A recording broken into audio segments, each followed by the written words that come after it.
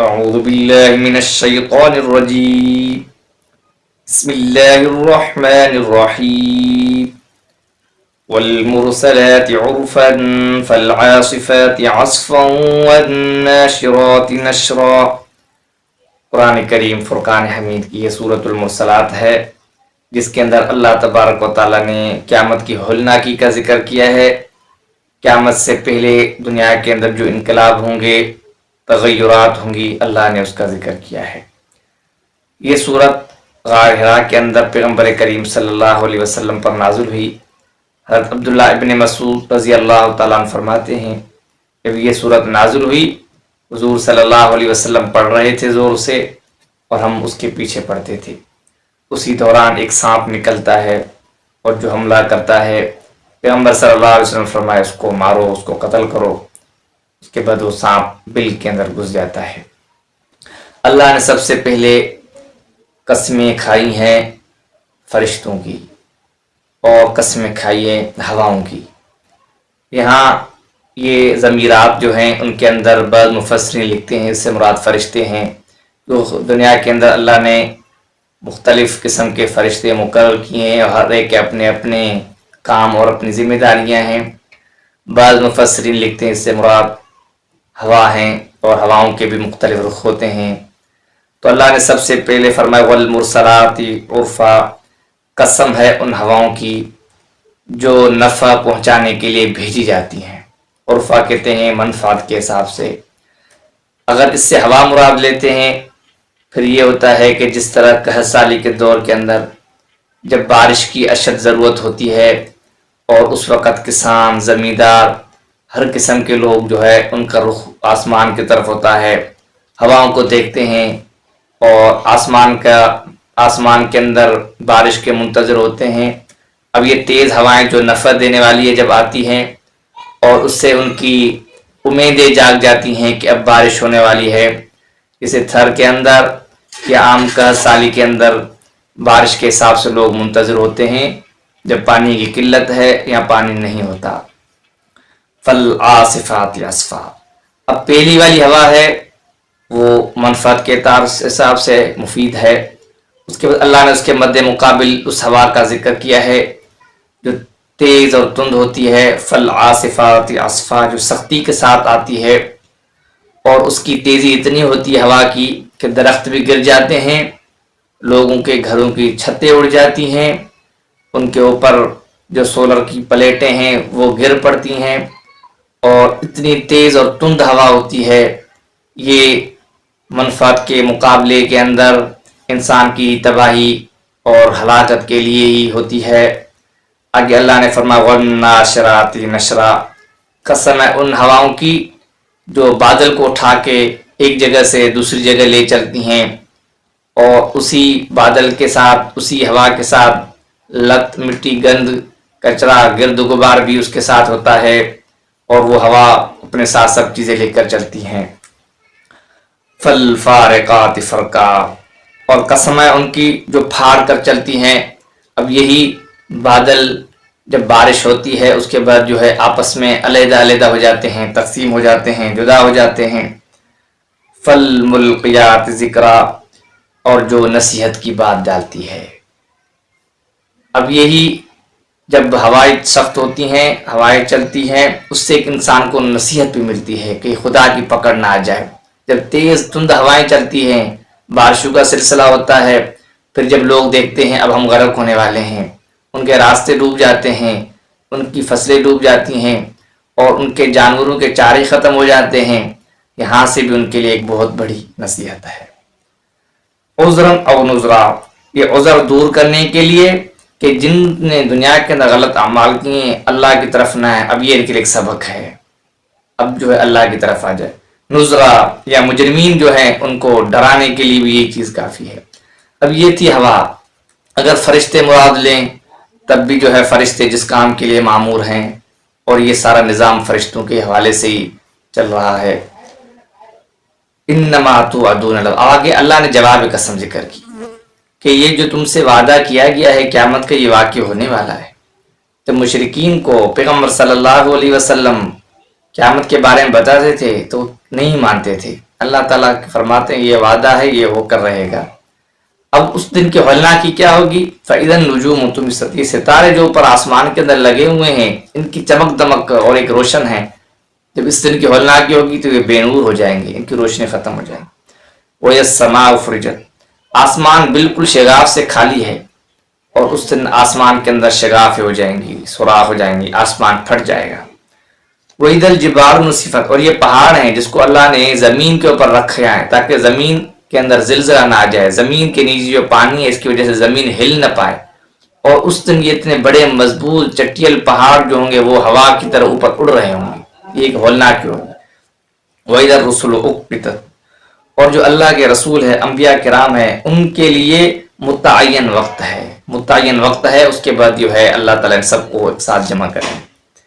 لِأَيِّ يَوْمٍ أُجِّلَتْ، آگے اللہ تعالیٰ خود جو ہے وضاحت فرما رہے ہیں، لِأَيِّ يَوْمٍ أُجِّلَتْ، کس دن کے لیے پیغمبروں کا معاملہ ملتوی کر دیا گیا، لیوم الفصل، فیصلے والے دن کے لیے ہی، فیصلے کا دن ہوگا، مراد قیامت کے دن ہے۔ آگے سوالی انداز میں اللہ تبارک و تعالیٰ پیغمبر صلی اللہ علیہ وسلم سے ما ادراک ما یوم الفصل، آپ کو کیا معلوم فیصلے کا دن کیا ہے؟ یہ ہر اس شخص کے لیے جو قرآن پڑھتا ہے گویا کہ اللہ تبارک و تعالیٰ ان سے مخاطب ہے۔ ویل یومئذ للمکذبین، یہ ہلاکت ہے اس دن جھٹلانے والوں کے لیے۔ ویل ایک جہنم کے جگہ کا نام ہے جہاں جو مجرمین کے گند اور پیپ جمع ہوتے ہیں، اور وہاں پہ ان لوگوں کا ٹھکانہ ہے جو مکذبین ہیں، جو جھٹلاتے تھے دنیا کے اندر اللہ کے احکام، قیامت۔ اللہ تعالیٰ فرماتا الم نہلک الاولین، پھر جس طرح پیغمبر کریم صلی اللہ علیہ وسلم سے پہلے جو قوم تھیں ان کو اللہ نے ہلاک کیا ان کے بدعمالیوں اور ان کے گناہوں کی وجہ سے۔ اللہ تعالیٰ ان کا ذکر کرے الم نہلک الاولین، کیا ہم نے اس سے پہلے لوگوں کو ہلاک نہیں کیا؟ قوم عاد، قوم سمود، قوم فرعون، قوم لوط، سب کو ہلاک۔ ثم نتبعہم، اس کے بعد پھر جو دیگر اقوام تھیں انہوں نے بدعمالیاں کی، اس کے پیچھے اللہ نے ان کی پکڑی، یہ مسلسل سلسلہ چلتا۔ اب یہ کہ پیغمبر کریم صلی اللہ علیہ وسلم سے پہلے جو قومیں تھیں ان پر آسمان سے عذاب آتا تھا، اور امت محمدیہ پر آسمان سے کوئی عذاب نہیں ہے، صرف خوف کی وجہ سے اللہ تعالیٰ ڈرانے کے لیے ہلکی قسم کے عذاب بھیجتے ہیں، جس طرح سخت ہوائیں چلتی ہیں لوگ پریشان، مسلسل بارشیں چلتی ہیں، یہ ایک حصہ ہے، ایک جز ہے۔ کذالک نفعل بالمجرمین، اللہ تعالیٰ فرماتے اسی طرح ہم مجرمین کے ساتھ جو جرم کرتے ہیں، جو گناہ کرتے ہیں، ان کے ساتھ یہی معاملہ کرتے ہیں۔ پھر اللہ تعالیٰ فرماتے ہلاک کرتا ہے اس دن لوگ مکذبین، جھٹلانے والوں کے لیے۔ اس کے بعد اللہ تعالیٰ انسان کی اپنی اوقات یاد دلاتا ہے کہ انسان اپنے آپ کو کیا سمجھتا ہے۔ آیا تھا زمین کے اندر خالی تھا، ننگا تھا، جب جائے گا تب بھی اس کو کفن کے ساتھ لپیٹ کر خالی ہاتھ بھیج دیا جائے۔ پھر اس تھوڑی سی زندگی کے اندر غرور کرتا ہے، تکبر کرتا ہے، اپنے آپ کو کیا سمجھتا ہے، گالم گلوچ کرتا ہے، زیادتیاں کرتا ہے، حلال اور حرام کی تمیز نہیں کرتا، معاملات ٹھیک نہیں کرتا، اور زنا، بدکاریاں، شراب نوشی، ہر چیزوں کے اندر آگے اللہ کے احکام کی مخالفت کرتا ہے۔ اللہ تعالیٰ فرماتے یہ انسان الم نخلقکم من ماء، کیا آپ نے اس کو ایک حقیر نطفے سے پیدا نہیں کیا، منی کا ایک قطرہ، اس سے اللہ تعالیٰ نے خوبصورت انسان بنایا، جو جسم پہ لگے جسم ناپاک، کپڑوں پہ لگے کپڑا ناپاک۔ غسل انسان کے اوپر فرض، انسان جو ہے جب تک کہ غسل نہ کرے تب تک وہ ناپاک ہے، اور اسی ایک حقیر نطفے سے انسان کی خلقت ہوئی ہے، اور وہ پیدا ہونے کے بعد اپنے آپ کو کیا سمجھتا ہے، یہ سبق ہے۔ فجعلناہ فی قرار مکین، پھر اللہ تعالیٰ فرماتے ہیں ہم نے اس انسان کے اس نطفے کو محفوظ جگہ پر قدر معلوم وقت متعین تک رکھا، 9 مہینے ماں کے پیٹ میں رہا، پھر اس کے حالات آئے، ایک لوگ قطرہ ہے گندا، پھر وہ خون کی شکل اختیار کرتا ہے، اس کے بعد گوشت کا لوتھڑا بنتا ہے، پھر ہڈیاں، پھر اس کے اعضاء، پھر اس طرح مکمل انسان بنتا ہے۔ فقدرنا، اللہ تعالیٰ ہم نے اندازہ ٹھہرایا، فنعم القارن، ضرور کیسا اچھا اندازہ ٹھہرایا ہم نے، پھر بھی انسان سبق حاصل نہیں کرتا ہے۔ ویل یومئذ للمکذبین، ہلاکت ہے اس دن مکذبین، جھٹلانے والوں کے لیے۔ پھر اللہ نے وہ انسان دنیا کے اندر آتا ہے، اس کے بعد وہ اس زمین پر رہتا ہے، اس زمین سے فائدہ حاصل کرتا ہے، نباتات، غلہ جات، سب کچھ اسی زمین سے، وہ جانور وہ بھی اس زمین کے اندر رہتے ہیں، پھر ان کے لیے گھاس چارہ وہ بھی زمین سے. اللہ تعالیٰ فرماتے ہیں ہم نے یہ زمین زندہ اور مردہ دونوں لوگوں کے لیے کافی بنائی ہے. زندہ شخص بھی اسی زمین سے فائدہ حاصل کرتا ہے، اور اس طرح انسان کو اس مٹی سے پیدا کیا گیا. جب وہ فوت ہوتا ہے اس کے بعد اسی زمین کے اندر اس کو دفن کیا جاتا ہے. الم نجعل الارض کفاتا، کیا ہم نے زمین کو کافی نہیں بنایا، احیان زندوں کے لیے، و امواتا مردوں کے لیے. تو یہاں سے ہمیں سبق ملتا ہے کہ انسان جب اس کی فوتگی ہو جائے تو اس کو قبر کے اندر جو ہے دفن کر دیا جائے.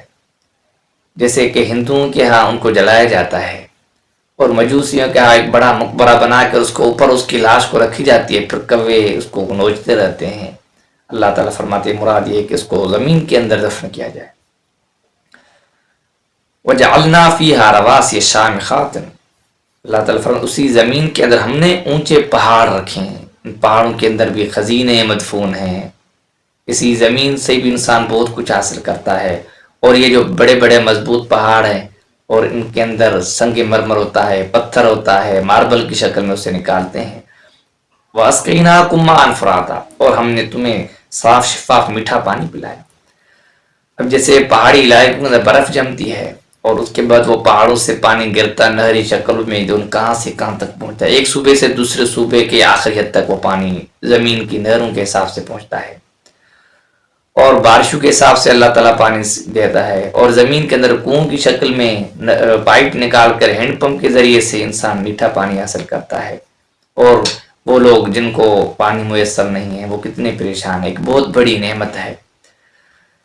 وَيْلٌ يَوْمَئِذٍ لِّلْمُكَذِّبِينَ، اس کے بعد بھی بندہ اللہ کی طرف نہیں آتا. اللہ تعالیٰ فرماتا ہے ہلاکت ہے اس دن جھٹلانے والوں کے لیے. انطلقوا الی ما کنتم بہ تکذبون، اللہ تعالیٰ قیامت کا ذکر کرے چلو الی ما کنتم بہ تکذبون، قیامت کی طرف مراد ہے کہ جس کا تم دنیا کے اندر جھٹلاتے تھے.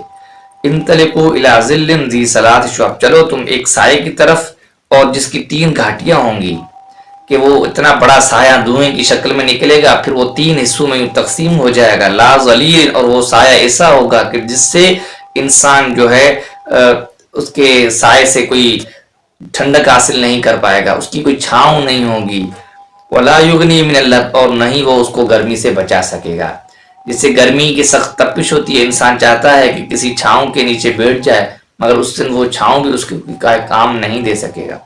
انہا ترمی بشرر کالقصر، آگے اللہ تعالیٰ فرماتے ہیں کہ ترمی بشرر، ایک انگارہ ہے وہ پھینک دیا جائے گا اس کے ذریعے. کالقصر، اس کی مثال ایسے ہے کہ جیسے ایک محل ہے، کوٹھڑی ہے ایک بہت بڑی، تو ایک چنگارہ ہے، جب اس کو پھینکا جائے گا پھر وہ جب گرے گا تو اس طرح گویا کہ ایک بہت بڑی شاندار بلڈنگ کی طرح دکھنے لگے گا. کأنہ جمالۃ صفر، گویا کہ ایک زرد قسم کے اونٹ ہیں، پھر اس میں سے جو چھوٹے شعلے نکلیں گے وہ زرد اونٹ کی طرح ہوں گے. اللہ نے مثال دی ہے جس طرح دنیا کے اندر ہے لوگ پٹاخے ہیں یا اس طرح کی اور چیزیں ہیں جس کو جو چنگاری کے ساتھ اڑاتے ہیں، پھر آگے جا کے بہت بڑا جو بن جاتا ہے، پھر اس کی چھوٹی چھوٹی چنگاریاں جو ہے زمین کے اندر گرتی ہیں. وَيْلٌ يَوْمَئِذٍ لِّلْمُكَذِّبِينَ، ہلاکت ہے اس دن جھٹلانے والوں کے لیے. اس دن کی ہولناک یہ ہے کہ اللہ تعالیٰ فرمایا ھذا یوم لا، یہ وہ دن ہے لا ینطقون، کوئی بول نہیں سکے گا. دنیا کے اندر اتنے بد اعمالیاں کی، جرم کی ہوں گے، اب وہ کیا بولے گا، بولنے پر قادر ہی نہیں ہوگا. ولا یؤذن لهم، اور نہ ہی ان کو اجازت دی جائے گی، فیعتذرون، کہ وہ اپنے عذر پیش کرے کہ ہمارا یہ عذر تھا، ہمارا یہ عذر نہیں تھا. وَيْلٌ يَوْمَئِذٍ لِّلْمُكَذِّبِينَ، ہلاکت ہے اس دن جھٹلانے والوں کے لیے. ھذا یوم الفصل، یہ فیصلے کا دن ہے. جمعناکم، ہم نے تمہیں جمع کیا ہے، اور تم سے پہلے جو لوگ دنیا سے ریلت کر گئے ان سب کو جمع کیا ہے. فَإِن كَانَ لَكُمْ كَيْدٌ، اگر تمہارے پاس کوئی ہیلا ہے، کوئی تدبیر ہے، فَقِیدٌ، اللہ تعالیٰ فرماتے مجھ پر آزماؤ.